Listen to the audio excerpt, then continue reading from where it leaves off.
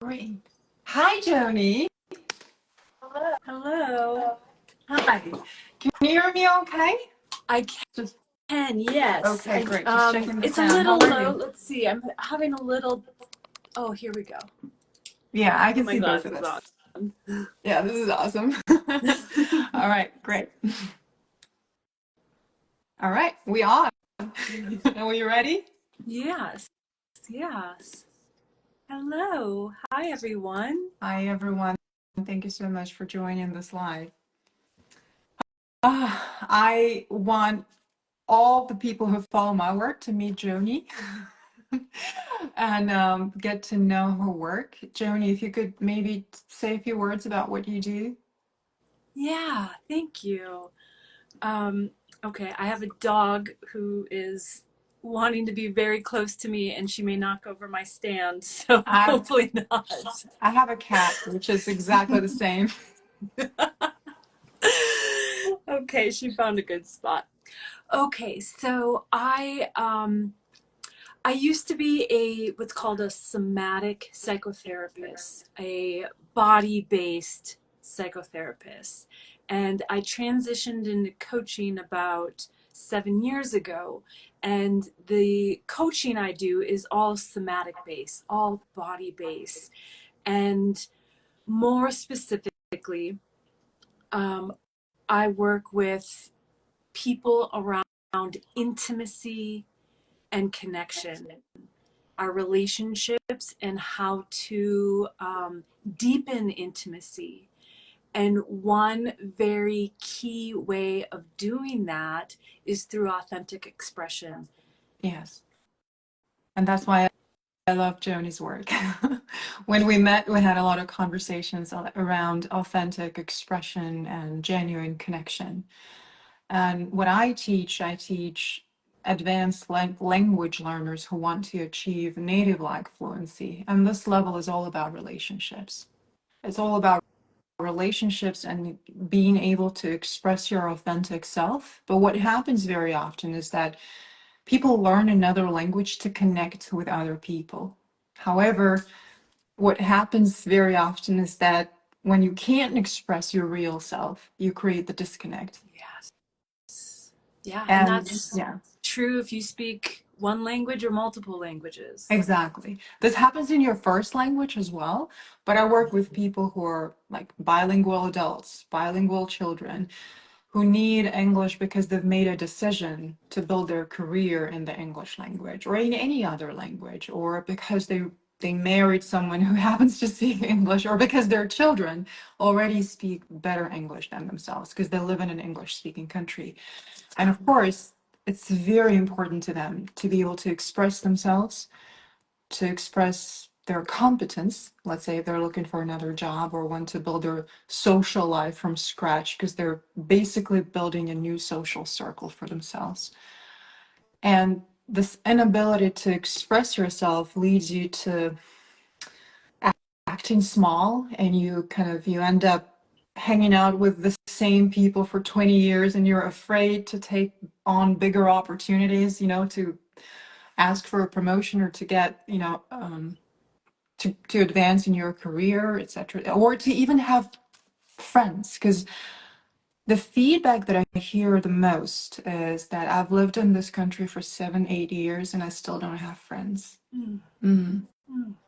Yeah. Like I can talk to people, I speak English, but I don't have real friends. Right. And I hope we can address that today because that hurts in so many people.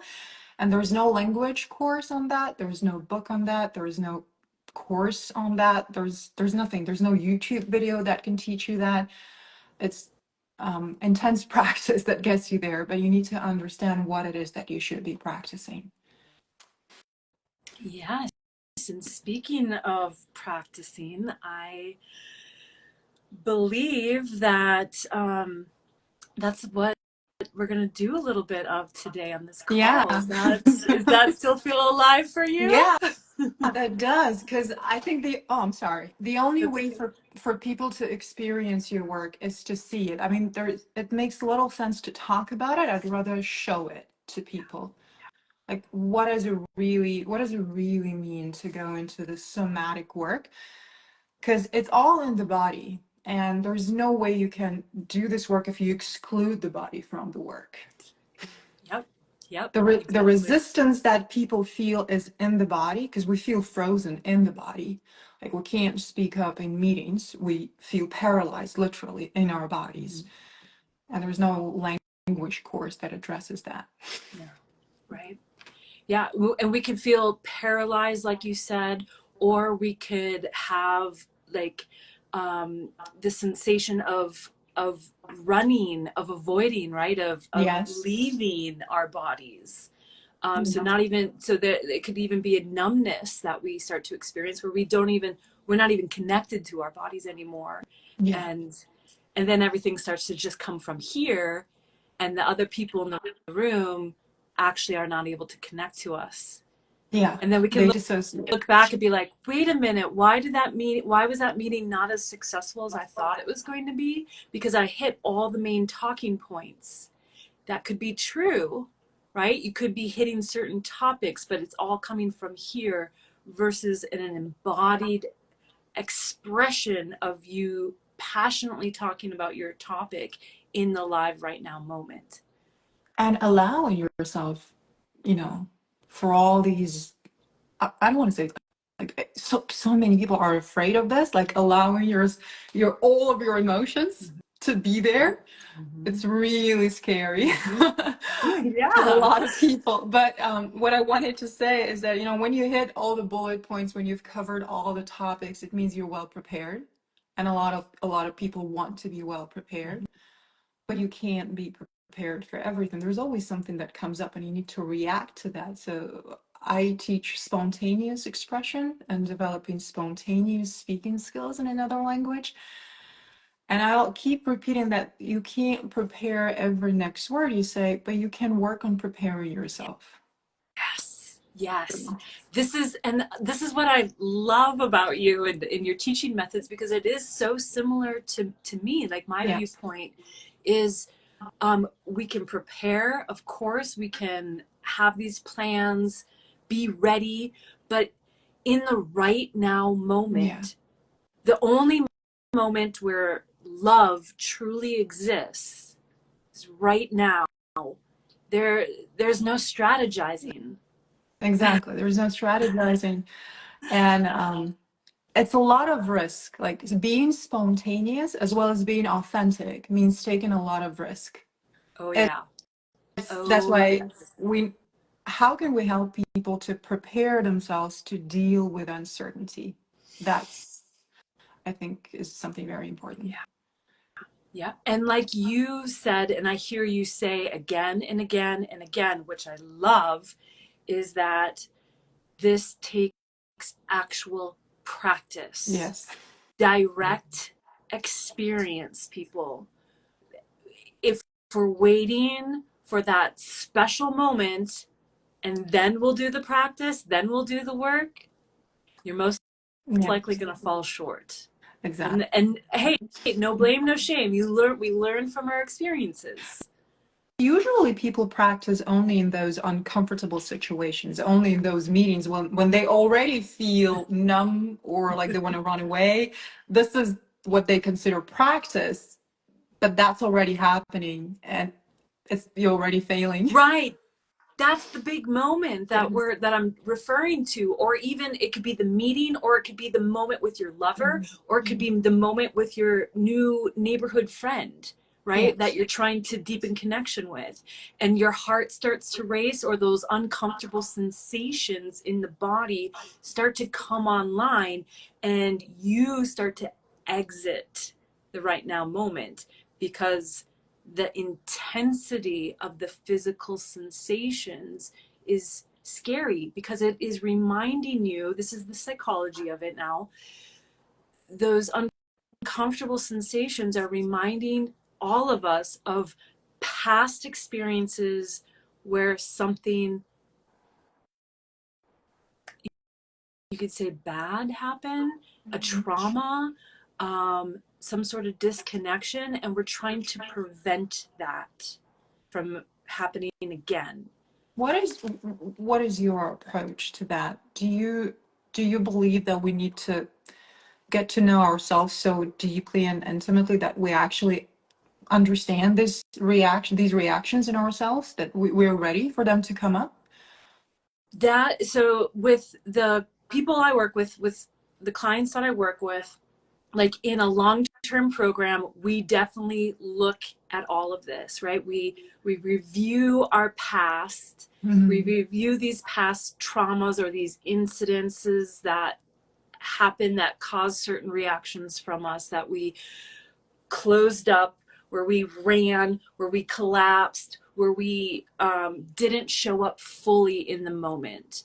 And then we do look at, well, what could I have done differently without blame and shame? Because if we blame and shame ourselves for doing that, we're not going to get any further, right? We have to understand we did have those responses for a good reason in the moment. It was a survival mechanism. It Mm-hmm. was a defensive tactic in order to, our reptilian part of our mind literally thinks in those moments that we're going to die, that our life is at risk. It sounds silly, but it's true, and psychology proves this now.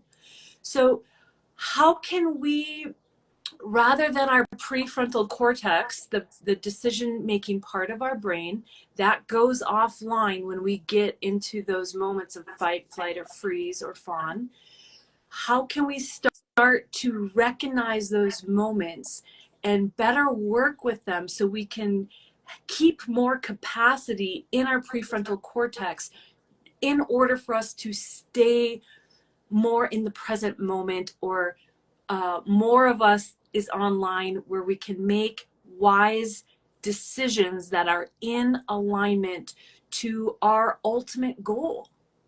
So what I keep hearing you say is that um, people escape the present moment. That's why we're experiencing, right, what we're talking about.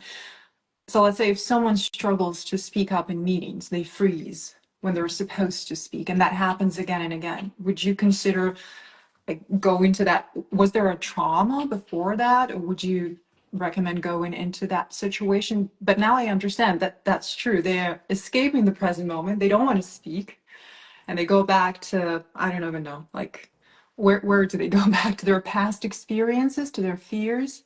Yeah, great question.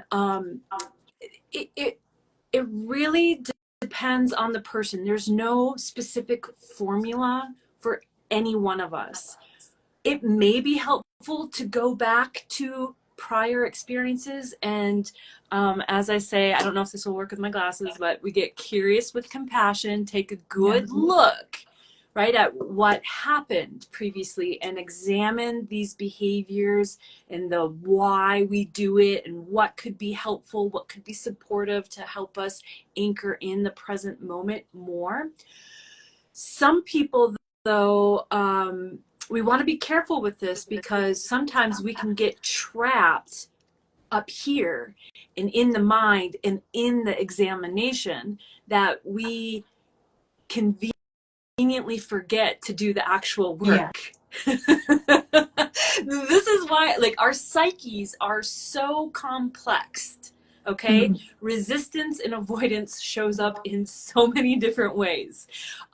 So yes, with help it can be.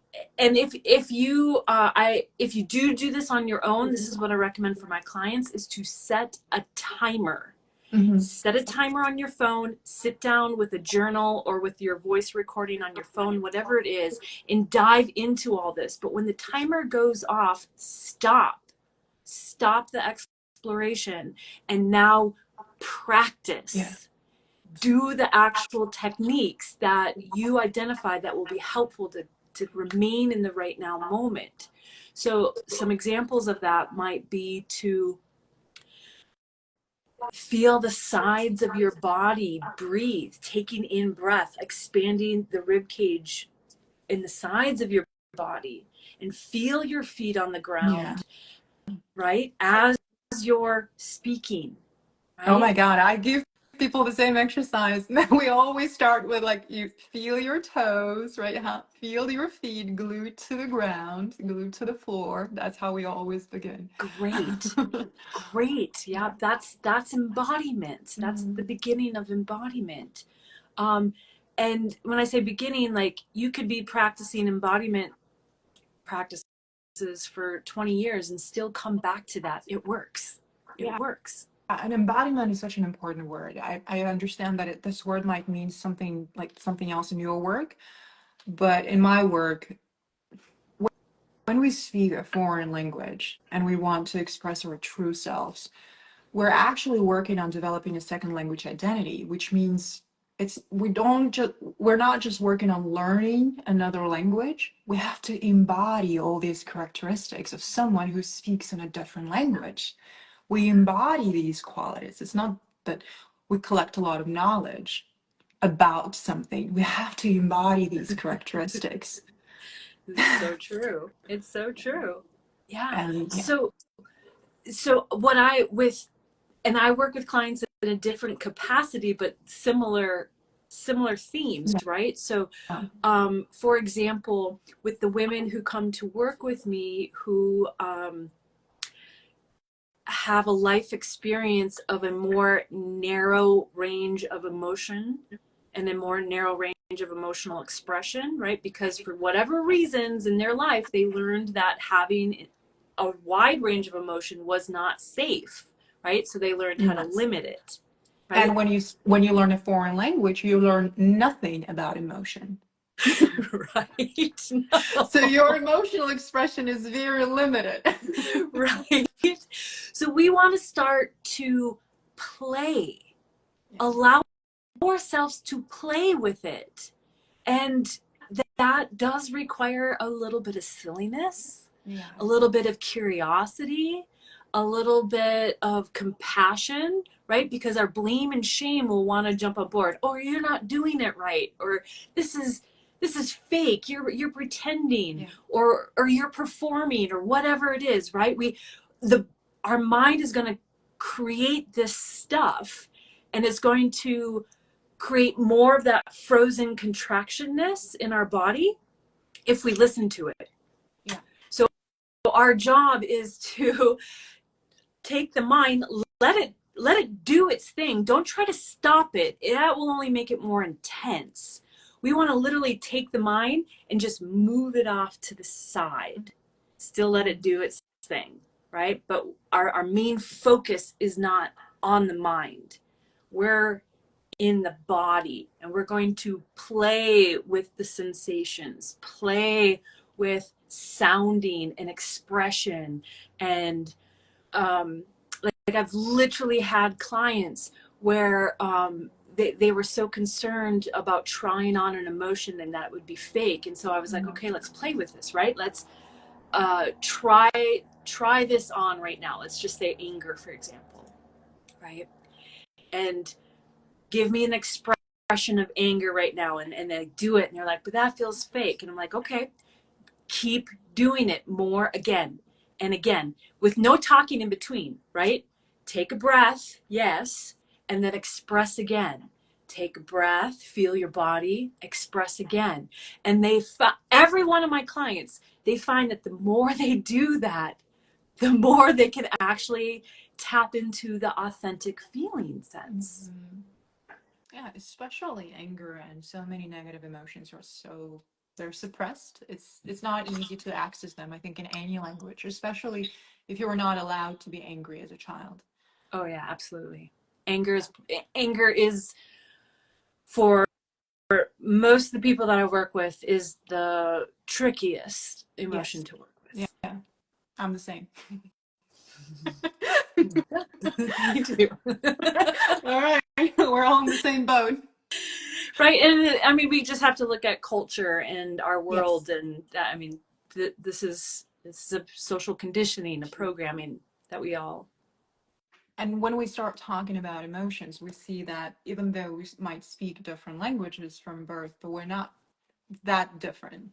We're not as different as we think. We're Right. actually quite the same. Yes, yes, and And this that's is beautiful. right? This is reminding me of something that we touched on around, like, with my work. There's really just one language, Yeah. and that's the language of love. Mm. Yeah. And human connection is what everybody wants. Yeah. It's the most healing experience for everyone, no matter what language they speak.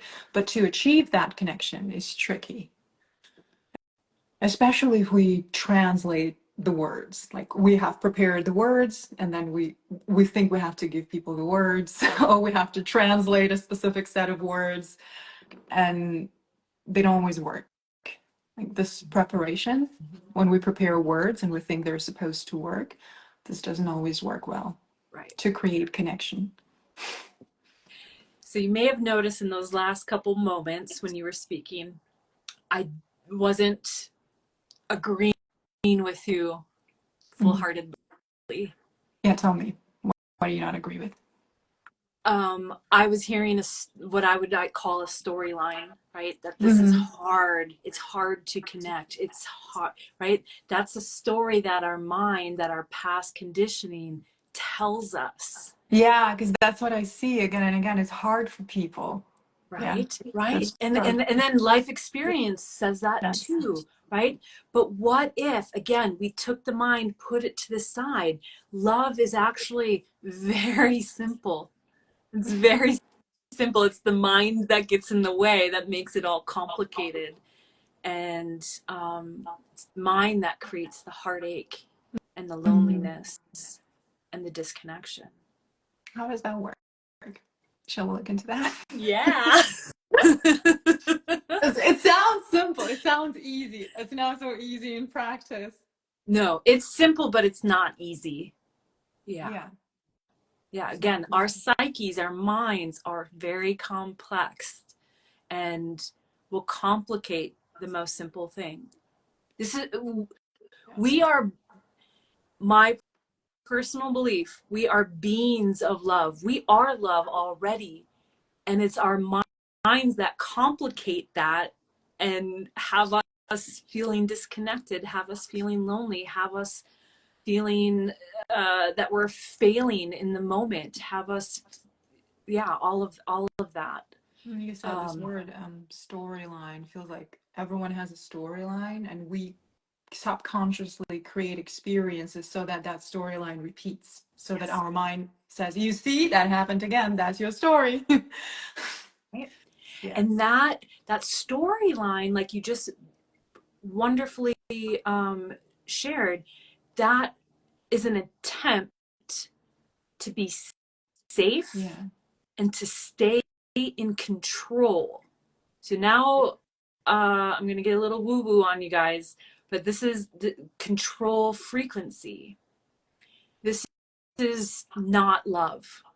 And this is such an illusion that we can control other people or their perception of us. Yeah, yes, yeah, right, And this is what so many people try to do.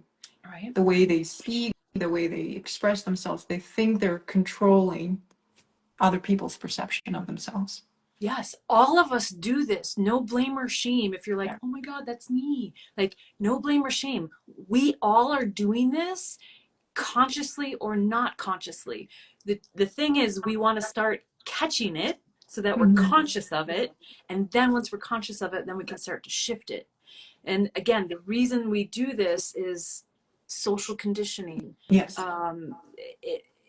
It, it's a way for us to feel some sense of safety Yeah. in our world, but it's actually a false sense of safety. Because even if it's painful, it's familiar. Yes, exactly. But it leads always to the same destination, Yes. which is aloneness. Yeah, and we feel disconnected. Even though we learn another language or we practice intimacy to connect, we end up feeling disconnected Yep. again. Yep, exactly. And we're no longer in the present moment. We are no longer in that love frequency. Mhm. Yeah, and I know a lot of stories. Like my clients go through this every day, all day, every day. Oh yeah. I mean, We all, myself included. I was going to say, we all do. This is the human Myself included. experience. Right now on Earth, especially. Yeah. Feels like human relationships is what we all need to learn. Yeah. Yeah. And that's what we're here to get to practice. Yeah. And that's scary, you know. Being in the hot seat, I'm practicing that. I already feel the anxiety coming up. It's scary. Yeah. Okay, so I'm so glad that you named this. You just stepped into the practice. You just formally stepped into the hot seat, not by naming the hot seat, Mm. but by identifying what you are feeling right now. Okay, Very everyone, please important. take note of that. She named exactly what she was feeling. Now, you could even get more specific, Natalia. So, where do you feel the intensity? Where do you feel the heat? Right here, right here, like Mm-hmm. in my chest area, right here. Right. Yeah. I guess like my throat, because it's, I'm gonna speak, so I already feel the tension right here, and it's not something I speak about every day. So I Mm-hmm. feel the tension right here. Yeah. So before we continue, I just want to name that I am truly moved by your courageousness to step into this spot with me on this live. Like, it's a big deal. It's one thing to step in this seat with me in private coaching. And It's we a did that before, and it didn't feel whole, that scary. right? It's a whole nother experience to do streaming live on the internet. Like, Yeah. so thank you. Thank you for being a leader, what I call being a leader of love, and demonstrating this work to those who are watching. It's important that people know that is possible. Mm-hmm. So, do you still feel the heat, or did it shift into something else? What do you notice It's the still there. most? It's still there. But I can be with it. Great, great. Um, I do get curious about the wording, but I can be with it. I'm just naming that. Mm. Let me coach the audience for a second. So what we're doing here is this is a term coined by Dr. Daniel Siegel. He's an amazing psychotherapist and neuroscientist. You can look up his books. But he calls this name it to tame it. And Mm. that is exactly what Natalia is doing right now, right? She's naming the physical sensation.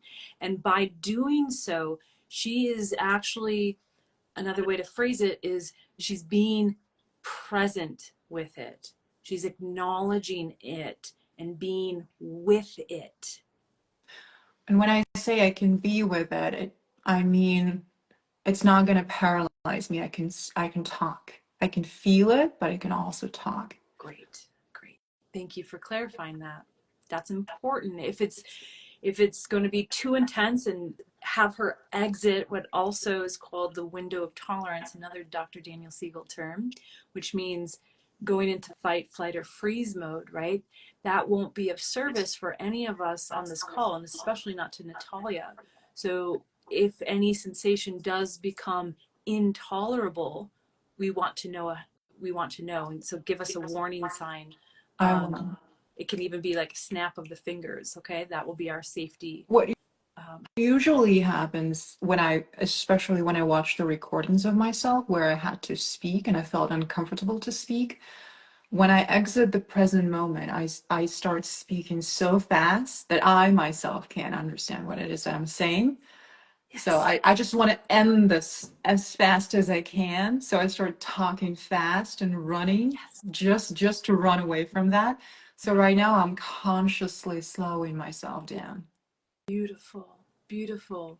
So again, she just linked our conversation back to the beginning of those sensations. Like if you're in a meeting and you want to run, right?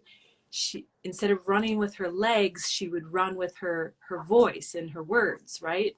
Talking so fast that even she couldn't understand what she was saying. So that's great awareness of that pattern, and she's done enough work on herself to know that that is a a pattern, and then what it takes to overcome that pattern, feeling her feet on the ground, being in her body, feeling her body breathe, and speaking more slowly. Yeah. So I can actually hear every word I say. Yeah. Oh, beautiful. That's how I know that I'm listening to myself. That's how I know that I'm slow enough. I can hear every word I say. I'm not And how do unconscious of what I say. I'm very conscious.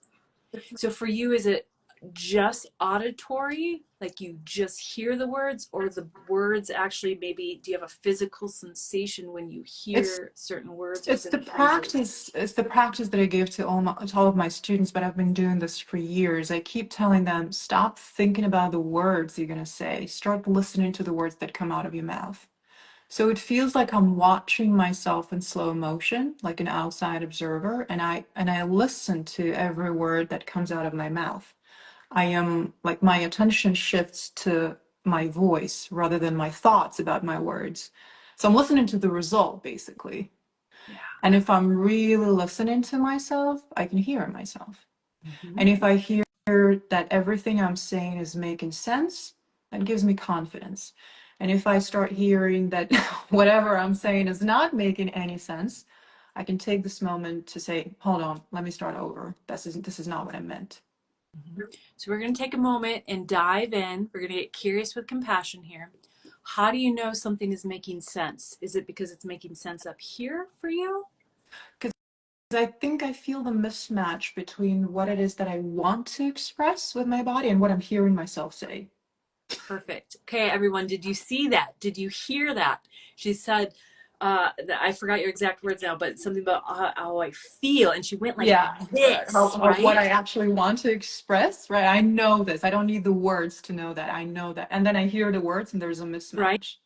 mismatch. So when this is telling me that there's an internal Yes. listening happening, a Yeah.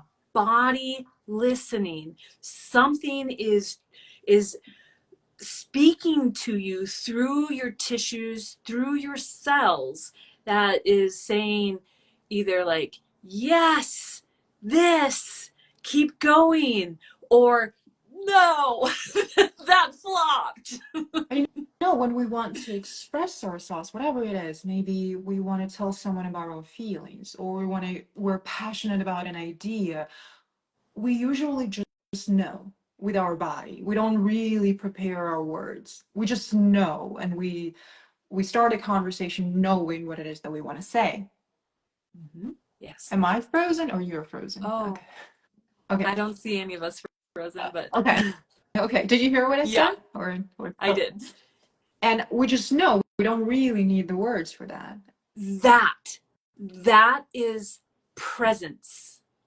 If But when we we start right, naming we don't even need to think about what we're exactly, saying, we don't even need to think about what we're doing, we just do it, just right? do it. Yeah. Now there's a difference between presence and disassociation, where we're not aware what we're doing and we're just doing something on automatic pilot, right? There's that too, which is what we're also talking about today.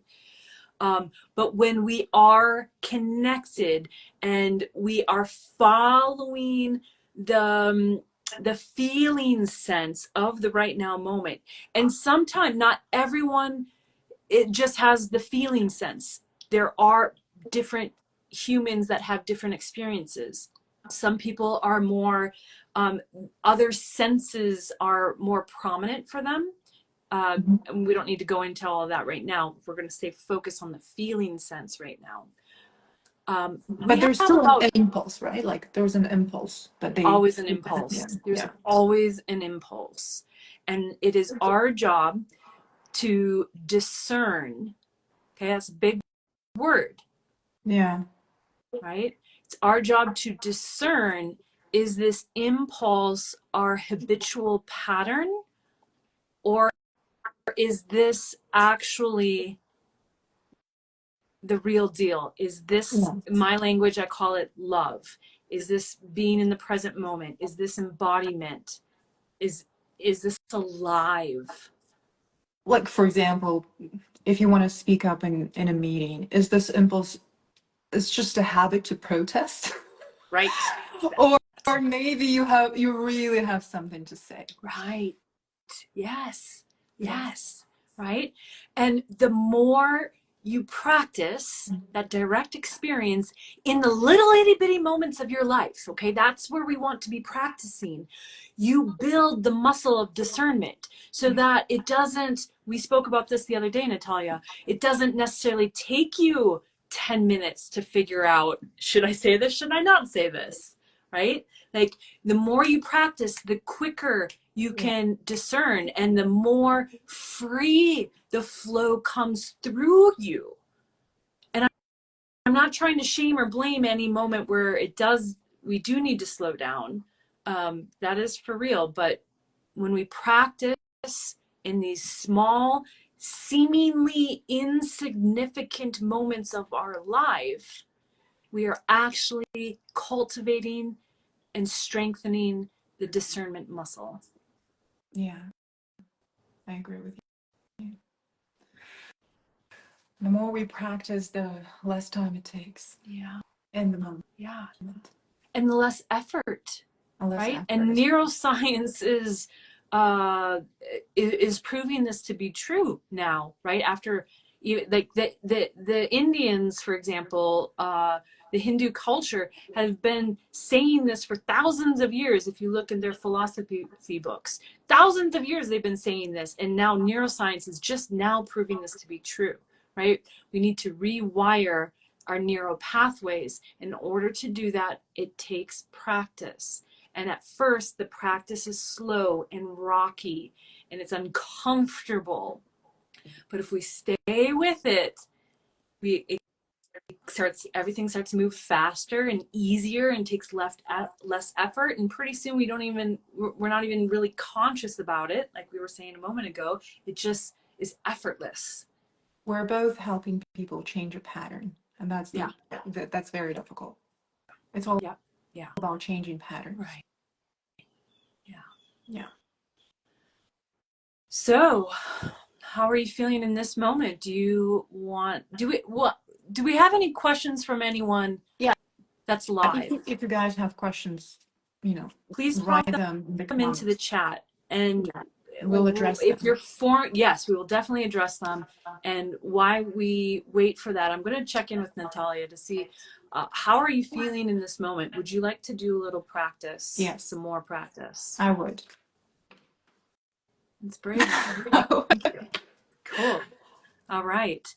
Now, so she's willing to do more. If anyone has a burning question, now is the time to ask it. You can also ask it later, don't get me wrong. But if you want to see something specific on a topic, drop it in the chat now. Otherwise, I'm just going to ask Natalia what is alive for her right now that she wants to bring to this. And when I thought about this, I thought about a few situations, and maybe if I describe one or two situations, maybe some of the people in the audience can relate to this or that, and then you can also write this in the comment. Oh, we want to see more of that, or we have a question on this. Great. Because I thought about your question, so Joni has no idea what I've prepared and what I have in mind, and several situations came to mind, but the theme is the same around each situation. Is when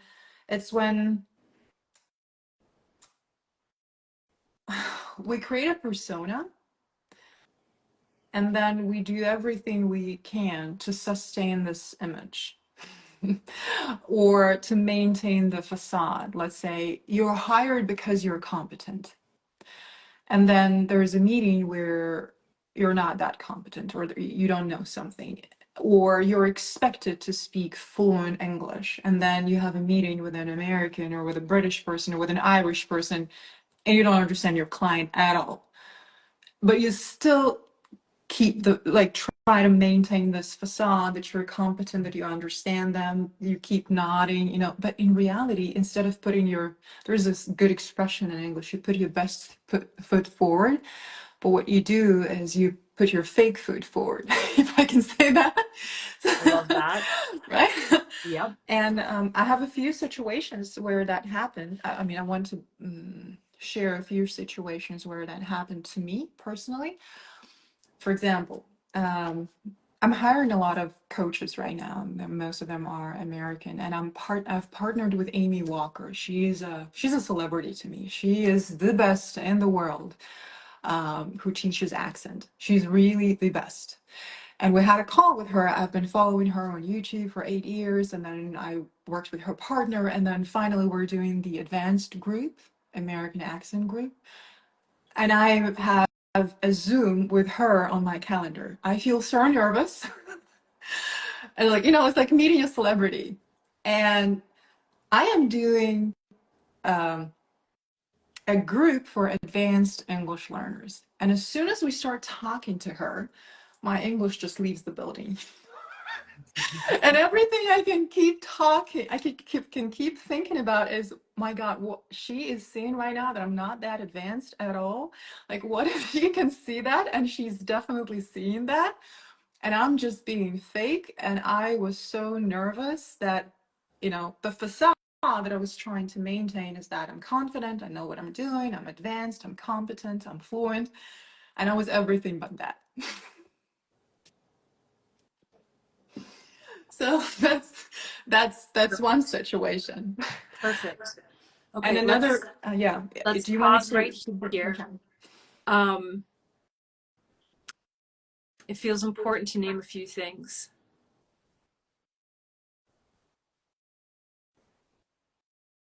When I do this, people, this is me going internally and listening to my body sensations. Even right now, when I shared Discerning. that with you and I went back mentally to that situation, I felt exactly the same anxiety, like all over my body. Yeah. Like I don't recognize my voice anymore, that happens. Yes. And this is a good example of why we don't always just want to go back and pull apart past traumas, because it can just bring up all those sensations and leave us stuck there. Yeah. Okay. So I'm naming that. I'm also naming that I'm not, I'm allowing space for Natalia to show up as she's showing up. If we were in a session, I probably wouldn't have let her talk so long right there. A lot of what she was saying was coming from the mind and telling a story. But it seemed like it wanted to be said, so I let it go. I'm going to address this from like a top-down approach from the mind, explain all that happened, and then I'm going to take Natalia into some practice. Does that feel good to you, Natalia? Yeah, let's do that. Okay, great. So Natalia did wonderful in sharing all of that, right? She named her, what I call her attachment, her excitement and clinginess to this amazing coach who's like star status, right? Yeah. Right? Now, people who are listening, how and when do you do that in your life? Rather it be someone that you have a crush on, or like a famous author or Or whoever, even right? This the isn't. boss, even your boss, someone who is an authority for you. Yeah. Yes, right. And you kind of cling to their every word and Yeah. their expectations. And then we got to see a perfect example of how Natalia's mind works, right? Oh, she probably thinks that my English isn't even good enough. All these thoughts of blame and shame started coming on board for her, right? And it was at the forefront, which then literally caused her English to go out the door, right? This is what happens when we feed into the mind and the thoughts of the mind and allow the mind to be the navigator of the present moment. Trust me, Right? sometimes I forgot my first language too in situations like that.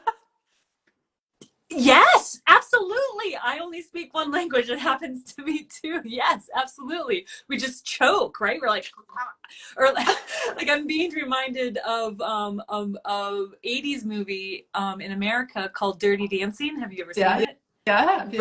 Right, where baby goes, I carried a watermelon. Do you remember that scene? Never heard.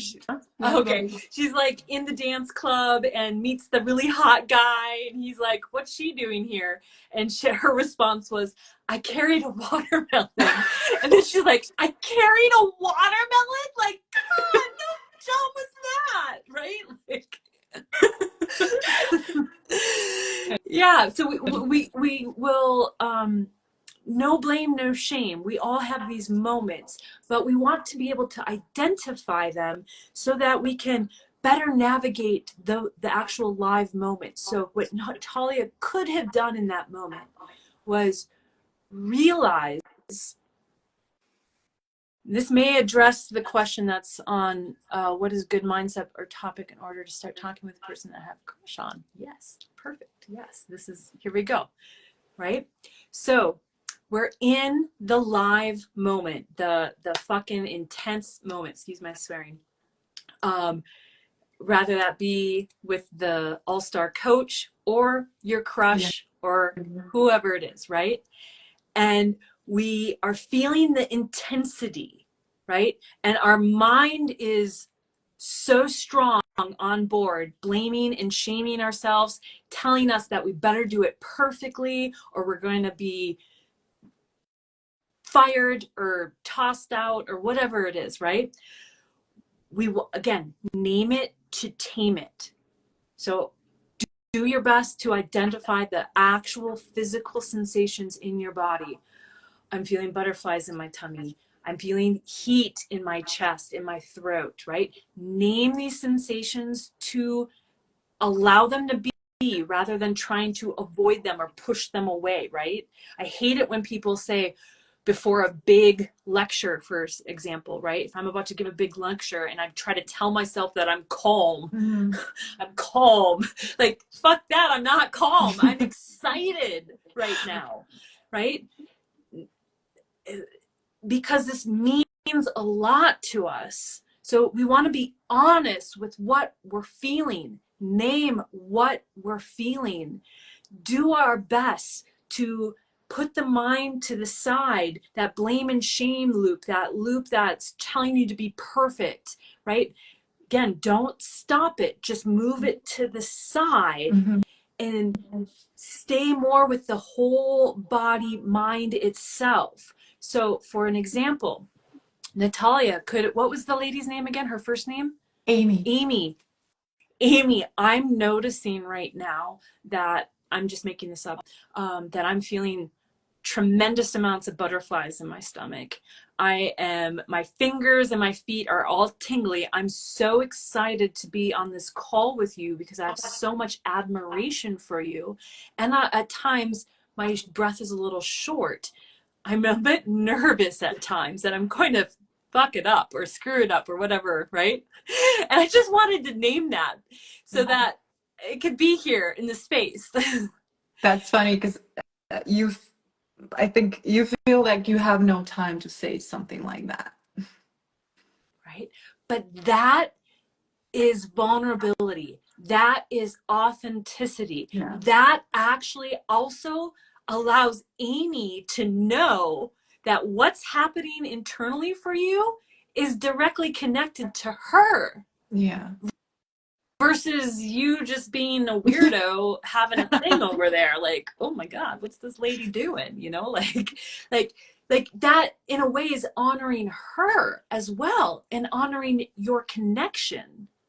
That requires slowing down again. 'Cause Yes. I had a feeling like that I had no time for stuff like that. Right. Yep. Yes.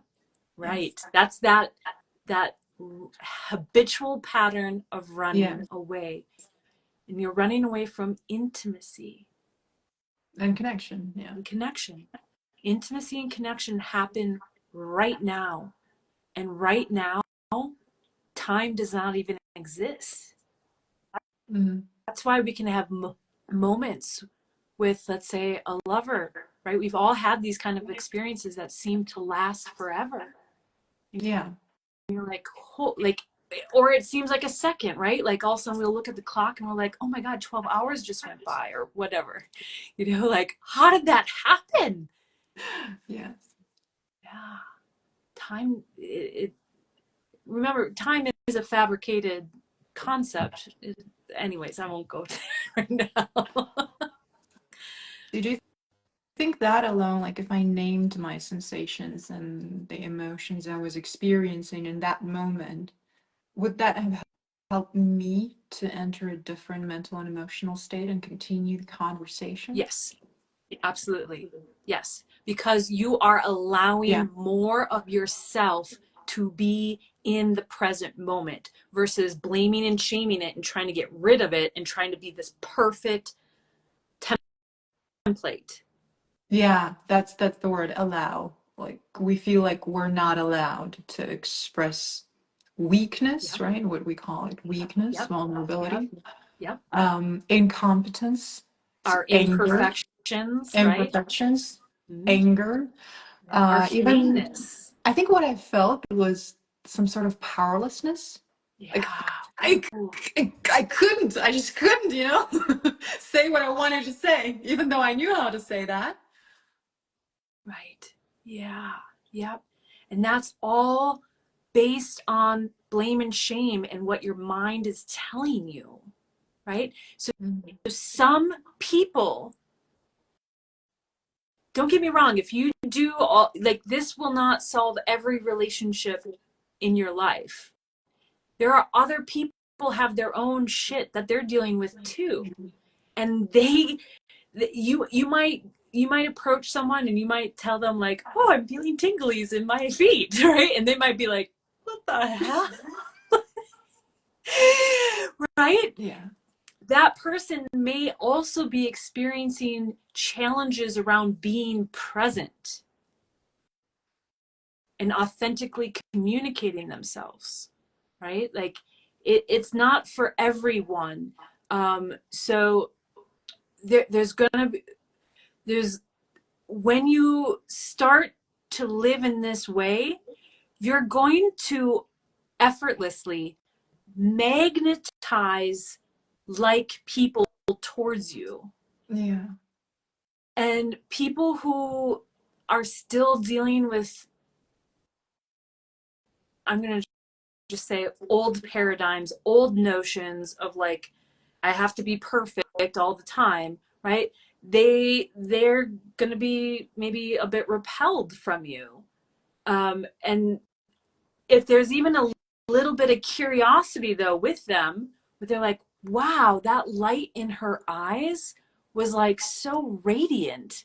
I'm curious. I want to know more. I want more of that light. Like they don't even know what the light was. The light is your authentic self shining through the bullshit of your mind. There's Yeah. another way you could say it, right? Am I making sense or am I getting a little too woo woo? You are making sense to me. Okay. You are making sense to me. I just remembered a story of another client who did it at work. He's a man, and I think he felt that he needed to prove that the role he had mattered and was important. So on every call, he was the only non-native speaker. And when he couldn't understand people around him, or when they couldn't understand him, he felt like he had to talk more. Oh, So he spoke more than everyone else just to just to outdo them. Like he started competing with them just to show that his role and his seat here is justified. He has the right to be here. And that didn't lead to any good results. That led no. to misunderstanding because he was fighting Yes, them. exactly. And then he tried one thing. I actually gave him this suggestion. I said, what if you tell them, guys, I'm so nervous that I'm the only person who's not a native speaker. I'm so nervous that sometimes I don't understand what you're saying. I would appreciate it if we slow down a bit. And he did that, and everything changed. He didn't even have to talk about his feelings. He's a man. He doesn't relate to that. Right. Yeah. No. He's naming his truth Yes. in the moment. That is what is important. If, okay, let me speak to this for a second.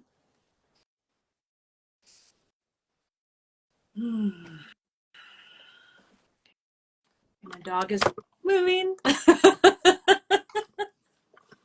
She don't care that I'm on Instagram. Okay, so if we cannot be with our own actual experience in the right now moment, this level of presence that we're talking about, Yeah. people are not going to trust us.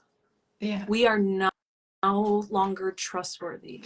We're never present. Right. But if we can, like this man did, what a wonderful example.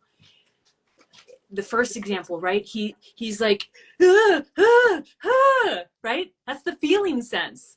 Talking, Yeah. talking, fidgeting, do, right?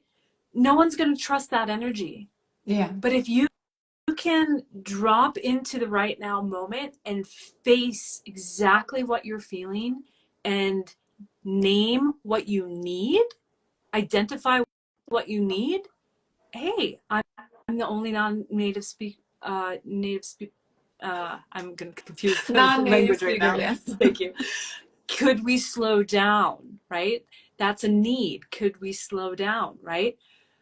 That people will respond to that. People can feel your groundedness and this is my language, your truth in the moment. And that automatically increases trust. Yes. And confidence in you.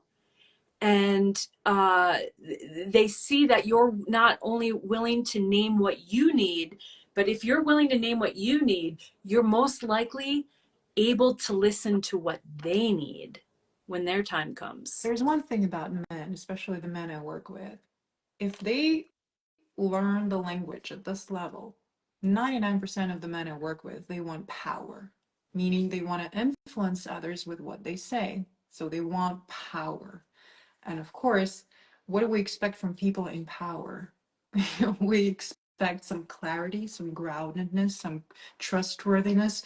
And he felt like this would mean he's weak, that he's asking people to slow down. But that actually helped him to step into power. And people started listening to him because when he spoke more than everyone else, for no reason, no one listened. Yeah. He revealed his vulnerability. And yes, the old world sees vulnerability as a weakness, but we actually no longer live in that world. Some people do. Don't get me wrong. Most of us, and what we're moving into, is this new world of recognizing that when I'm vulnerable, I'm actually trusting something greater than me. And I'm offering you an invitation into my world. And that's the intimacy. That's the depth. That's the connection. Can I ask you a question? How do you define vulnerability? Because a lot of people think that vulnerability is oversharing, which it's not. No. It's not that. So there's a lot of confusion because this word is thrown around everywhere. Yes. And we think that being vulnerable is just oversharing Right. No. and complaining, but it's not that. No. Yes, I'm so glad you brought this up.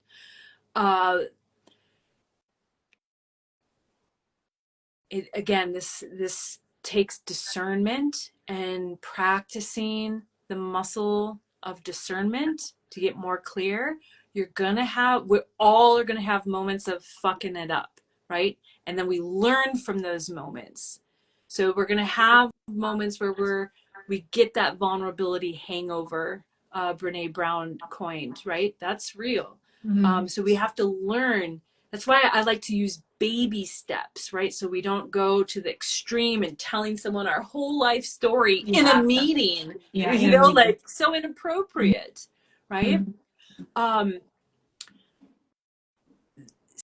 so this is why that discernment is so important in the right now moment. What do I actually need right now in this moment?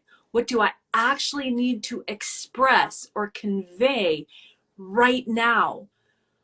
And what is just a bunch of words where I'm just talking Yeah. and no one's actually connected to me? Yeah. That's a real problem when we say a lot of words, but we're not connected to these words, and of course others are not connected to the words we're saying. Right? If we're not connected, no one else is going to connect. And when we don't know what to say, we just keep talking because we think, what if everyone thinks I have nothing to say? Mm-hmm. Yeah. And that's scary, Yes, right? very. Because if I have nothing to say, then why would anyone want to listen to me? And if no one wants to listen to me, how am I going to make money? If I don't make money, how can I eat? If I don't eat, I'm going to die, right? It all comes back to this, I'm going to die, Yeah. right? So in a way, not even in a way, this is truth, you guys. The work that I do I'm going deep here. It requires us to have an intimate relationship with death and dying, Mm. with like, because we're going to be vulnerable. We're going to feel these moments of discomfort. We're going to feel exposed at times. And that's always going to lead to that reptilian part of our brain, to this idea that we're going to die. Do you mean we need to get comfortable with, or we need to recognize our fear of dying? Is that what you mean? Yeah, it's good to explore our relationship to death. Mm-hmm. Yes. What what do we how do we need to live before we die? How do we need to give our love before we die? How do we need to serve the world before we die? How do we need to give our purpose before Yeah. we die? If we can remain intimately connected to that moment to moment, day to day, holy fucking shit, your work is going to be so powerful in the world. Your relationships are going to be incredibly intense and powerful. And you might be like, well, that's too much for me right now. I get it. It's not for everyone. It's But not for if everyone. you want to make an impact, I, start exploring it. I could never understand this idea. I can't understand when some people say, life has no meaning, life has no purpose. We just live and then we die and that's it. And I always like, you never think about the legacy you're gonna leave. You don't think what are you gonna teach your children? Like, what do you mean we just live and then we die? How about those who live after us? Like, how about making some making an impact? I'm not even saying about creating a unicorn, right? Building a multi-million dollar company, but still something that you want to teach your children at least. Yeah, that's a whole nother philosophical Yeah. discussion that we could get into. But I'm going to bring us back, because we're a little after the hour, Oh and we yeah, should yeah, be we have. wrapping this up soon. I don't know how much more time you actually have. I do have time. I mean, I would like to wrap this up so that it makes sense. Okay. I mean, I would like to finish, like, I don't want to finish it abruptly. That's what I mean. Okay. I'm feeling into myself right now, and also feeling into you, and I'm naming this for the listeners, right? So what I'm discerning is what wants to happen next on this call. Mm. We could start to wrap this up and put all the pieces together and summarize it. There's also this part of me that recognizes, like, Natalia, we didn't actually do the practice. Doesn't want to happen. If not, that's okay. It's so intense. So we don't need to. At this point, the time is I'm curious. But if you have the time, I would want to know what would the practice take? Like what the next steps would be.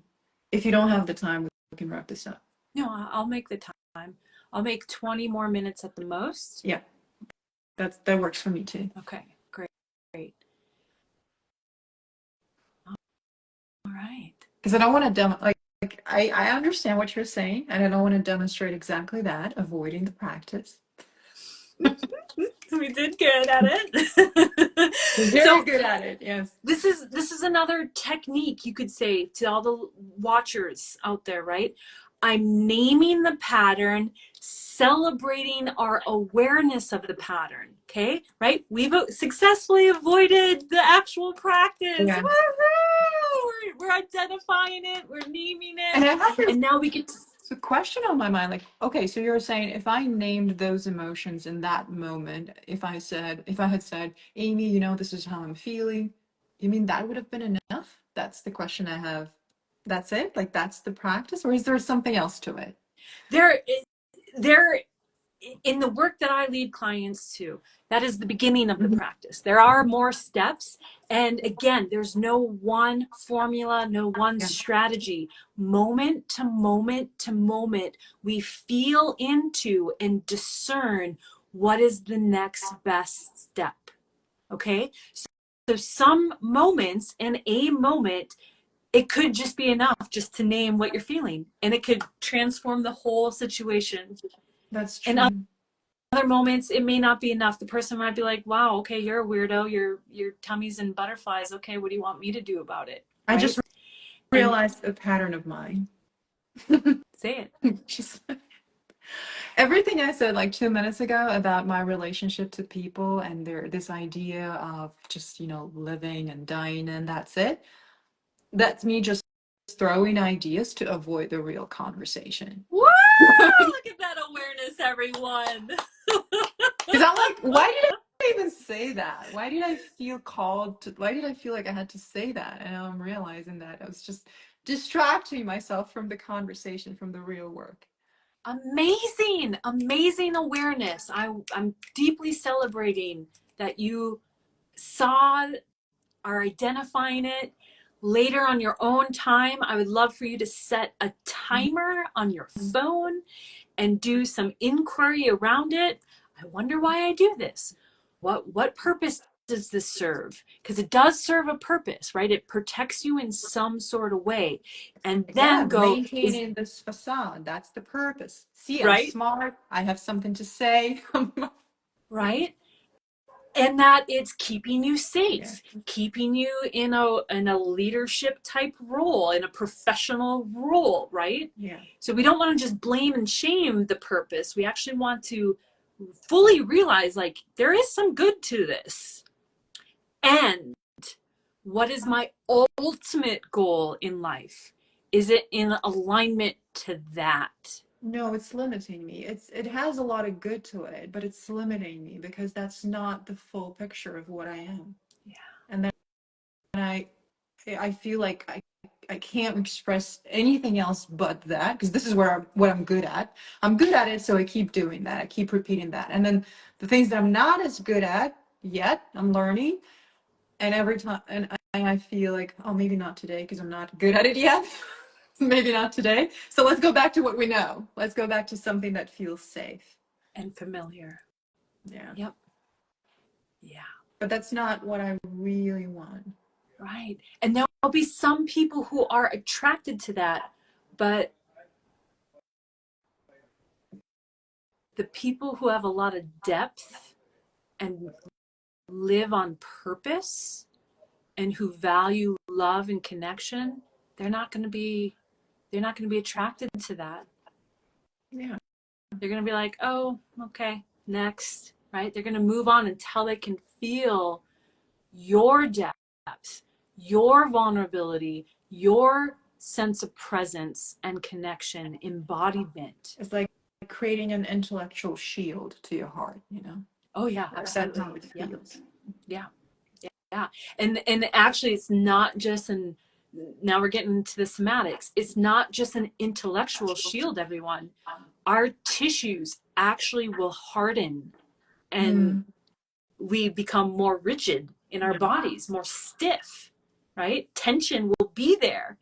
And so in the work that I lead, I work with clients on softening those layers of tension, of protection, not in a bad way, right? Like, not like you have to be completely vulnerable in the world, but when you want connection and depth and vulnerability, that you're able to soften your actual body in those moments. Does that make sense? That makes perfect sense. I realize one more thing right now, which is wow. My relationship to authority. You see what I do, the pattern is I'm a rebel. Like I start, like even that situation with Amy, I'm going to prove to her that I'm advanced. That was my like intention. I'm going to prove to her that I'm worthy of doing this program, that I'm advanced, that I'm here for a reason. And of course it was not conscious. I was not conscious of it. I did it unconsciously. And I realized I realized it just now. I felt right after the conversation, this like, oh my God, why was it so horrible? Why did you do that? But I actually communicated with her like as if it was a fight, as if I had to prove something. Wow, Who like, can relate? I would love to know who's listening. but I'm doing the same thing with you right now. You see, even though I'm smiling, we're having a good conversation, but instead of like I know deep inside that she is more competent than I am. Like instead of surrendering, like she is the authority. I'm here to learn from her.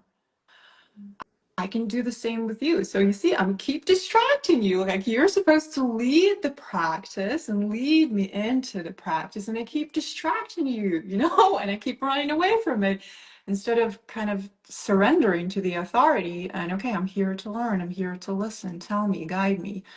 And this is what I'm realizing right now. I'm in this fight mode as if I have to prove something, Yeah. as if I'm here to impress the authority instead of surrendering and learning. And that is like, it just hit me right now. Yeah. Yeah. And so this question is specifically for the women who are listening and watching. When and how might we be doing this with our lovers? Right? Yeah. This is what Natalia is naming is actually a safety issue, right? Some part of her, and it's, maybe because we're streaming online, it could be Definitely. multiple reasons, Yeah, right? because I'm protecting my public image for sure. Yes. Right? So no blame, no shame, right? We're just naming this. Some part of her is not quite feeling safe enough, so it's coming up with these mechanisms of protection, right? No need to blame or shame this if you identify with this, especially with our lovers, ladies, with our men, right? We might take control or take the lead in certain moments because we're not feeling safe. That only means that we have a need that is not being met. So then it's our job to get curious in the moment, curious with compassion, right? We look, what do I need? What do I need? What do I need? Play with that again and again and allow the answers to arise spontaneously through your being. So let's just like 5 minutes of, let's do it for 4 to 5 minutes. You want to play with it a little bit, Yeah. Natalia? Okay. So if it would be helpful, yeah, you're welcome to close your eyes and feel your body breathe. And go ahead and lean back in the chair if you're not already. Get your feet on the ground. Allow your body to be comfortable. Yeah. Do whatever it is that you may need to do to feel even just 1% more comfortable. And maybe you need like a blanket on your lap, or to move your arms away from your body, or even put your hands on your tummy, whatever it is. No, I feel very comfortable. Great. Okay. And feel your body breathe. Allow the sides of your rib cage to expand, the inhalation, and soften on the exhalation. Good.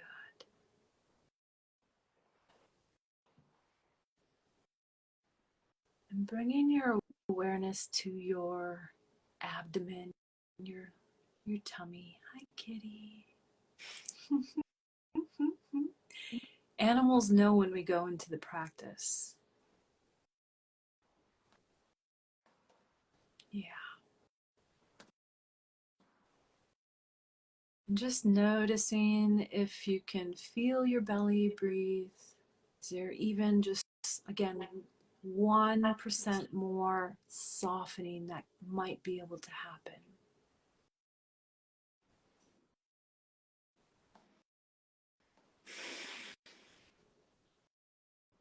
And realizing that Kitty's trying to make out with you.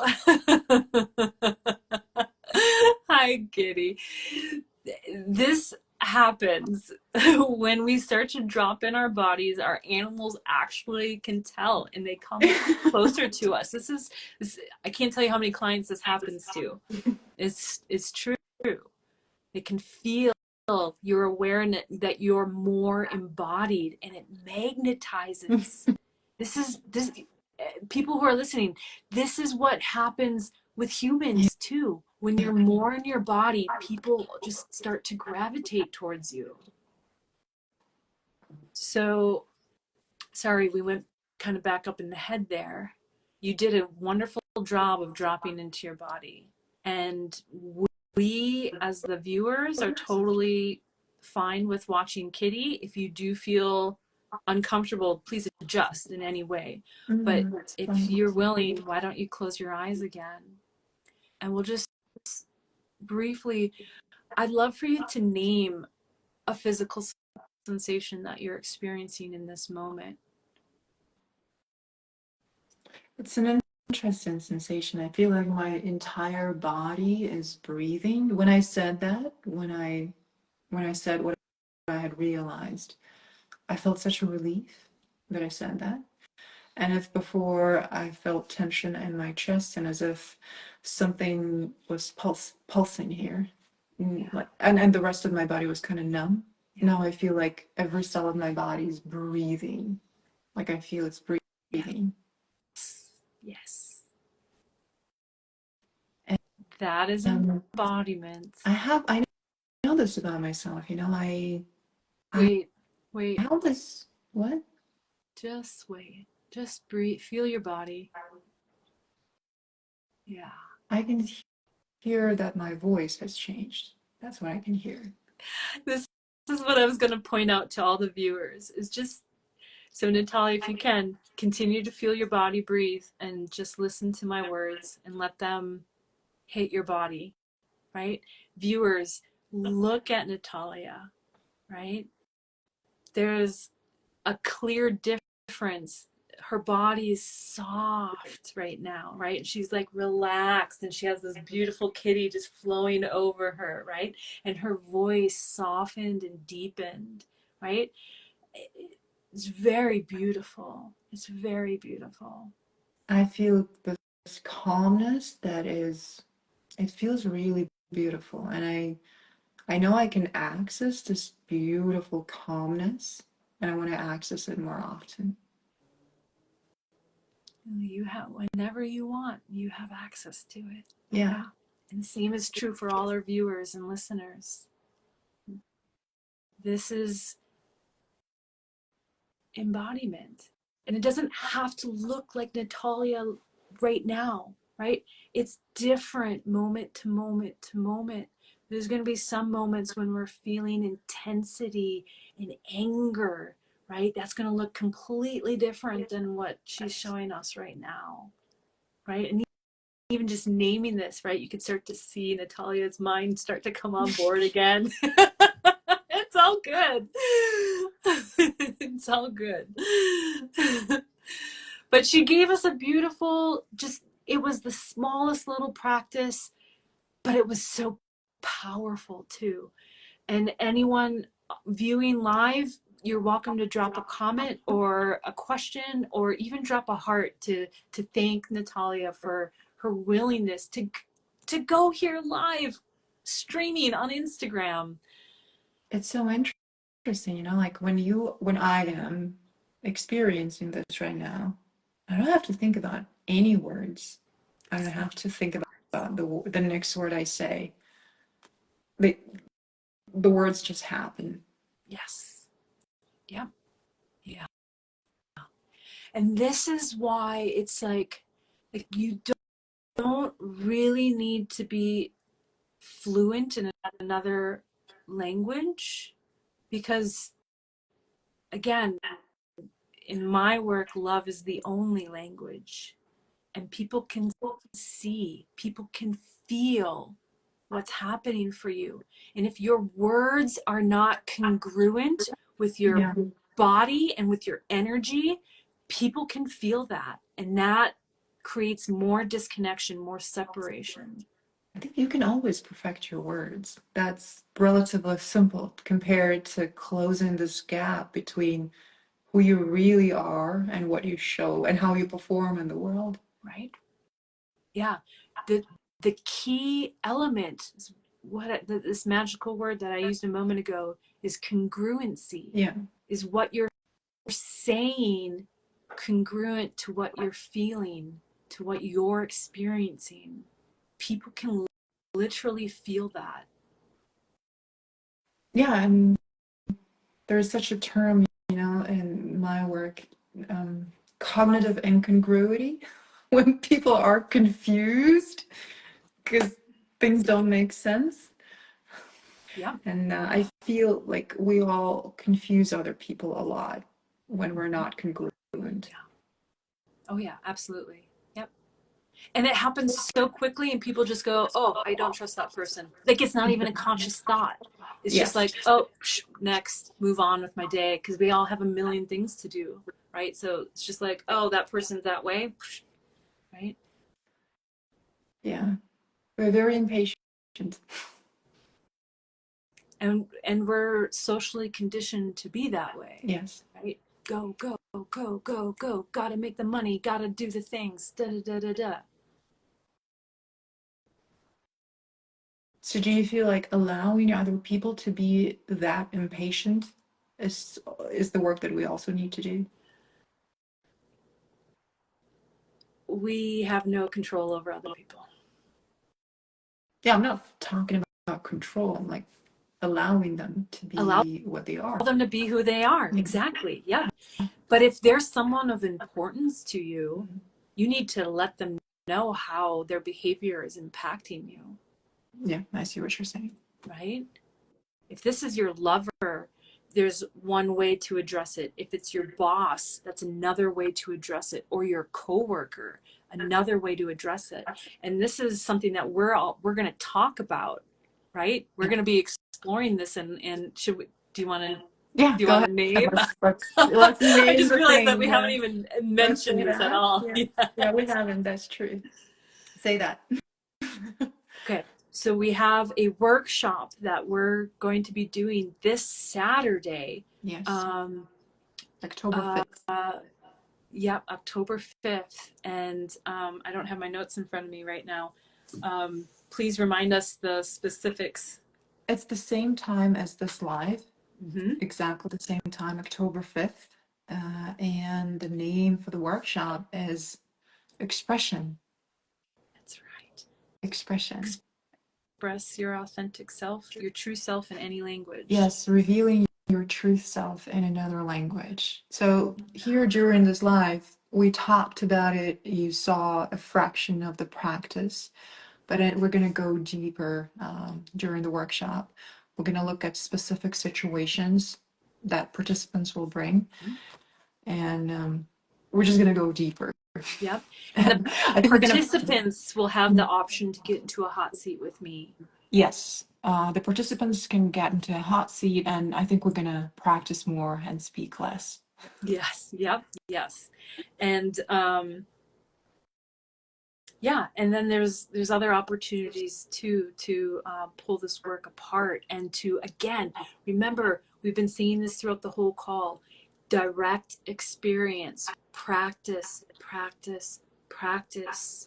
I want We to need. address, I'm sorry for interrupting you. I want to address the viewers. If you, because I think Joni is great at working with resistance, and I know that we all have resistance to practice. I myself just demonstrated so much resistance, even though it didn't look like a protest or like obvious resistance, but we find so many clever ways to avoid and escape the practice. So if you feel like you feel resistance to anything, to any practice, and this is what you would like us to explore maybe during the workshop, leave a comment, because we can look at the comments and at your requests and adjust the content of the workshop so that it's useful for you.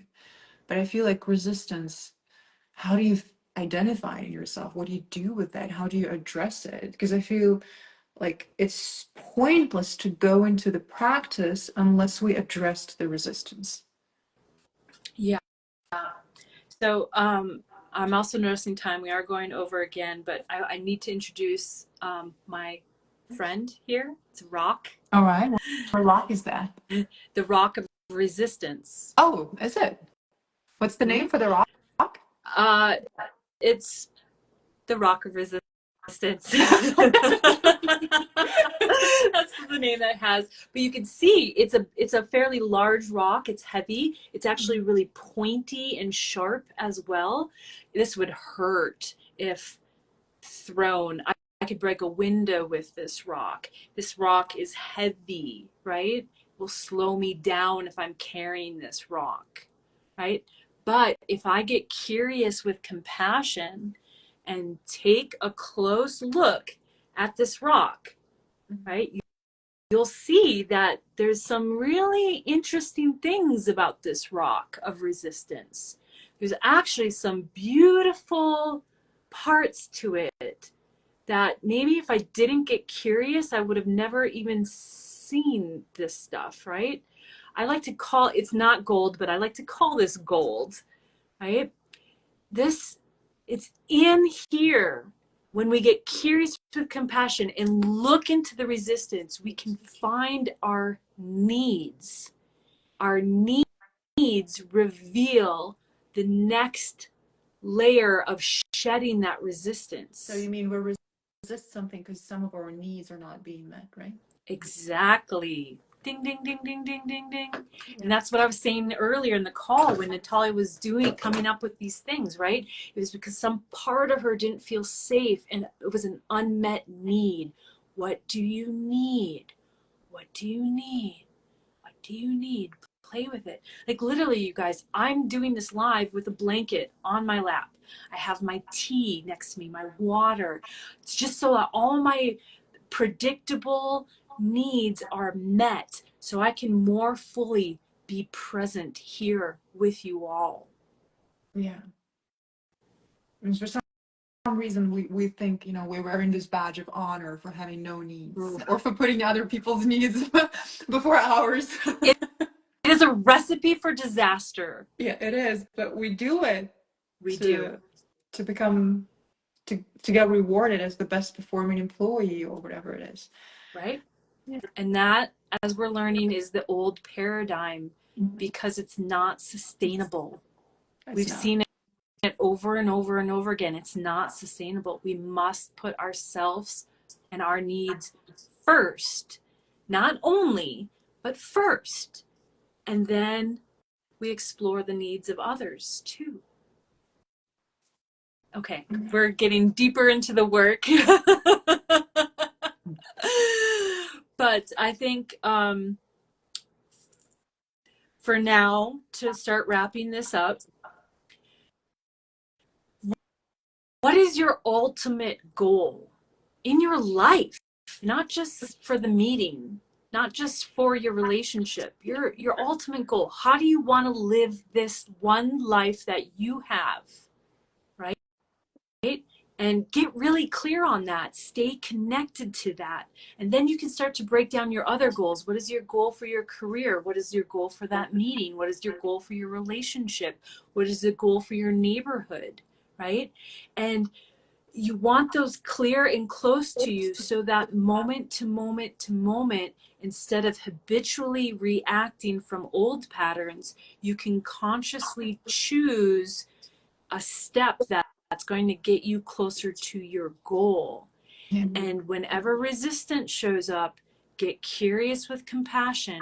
What do I need? What do I need to feel even just a little more safe so that I can more fully show up as my authentic self in this moment? Naming, hey, can we slow down a little bit? Or, hey, I'm feeling really nervous because I admire you. Or whatever it may be, right? Yeah. Name it to tame it. Thank you so much for all these deep questions and for walking me through the practice. And I want to invite everyone who's watching to join the workshop. Yes, please. Yeah, I would please love to do. meet you all live on the video, I guess, but I'd love to meet you all and hear your questions and talk about your personal experience, whether that's professional or your personal life. But I want to, in the workshop, we can pull apart your life experience to best help you with your next This is best not going to be steps. a lecture. Both Joni and I are big advocates of practice. That's why if you participate, you're going to practice. We want active participation and practice. Yes. Yeah. Yeah. Thank you so much, Joni. Thank you, Natalia. It was a pleasure.